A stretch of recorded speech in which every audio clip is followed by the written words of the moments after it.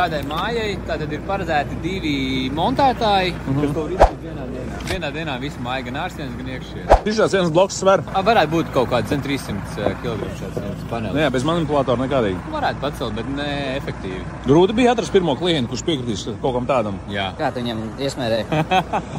Zini, kā cilvēkiem gribas kaut ko inovatīvu labu. Viņam tur mājā būs jādzīvo, 100 gadi, un viņš grib kaut ko krūtu. Kāpēc tā nepaņemt kaut ko pilnīgi jaunu un foršu Baltijā, kas ir jau sen pārbaudīts? Labi, bet izmaksu ziņā, piemēram, gāzbetona bloki vai šitas, kas ir lētāk, ātrāk? Ja tev ir mūrnieki, kas neprasa ēst, tad tu vari lēnām čakrēties un mūrēt. Bet, ja ir jāmeklē kaut kādi labi mūrnieki un viss pārējais, tad šis ir daudz ātrāk, jo to mēs izdarām kopā. Atgādājam materiālus un paši arī mēs samontējam. Ar to tas ir kaut kāds ieguvums tiem, kas negrib mūrēt. Mūrēt taisnība ir sūdīgi gan, ja ir augsts laiks, gan arī, ja ir pārāk karsts laiks, tad to var izdarīt ātri.